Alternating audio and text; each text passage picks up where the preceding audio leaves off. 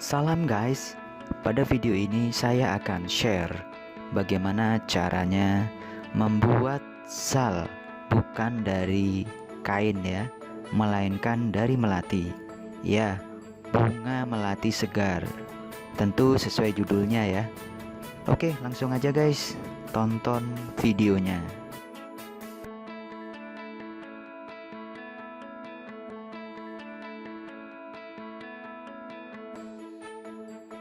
Sal dari melati ada bagian-bagiannya. Nah, bagian-bagian sal melati yang harus diketahui, bagian yang bertulis angka 1 dinamakan tingkat ke-1, angka 2 tingkat kedua, dan seterusnya. Oke guys, tonton terus videonya di bagian pertama ini.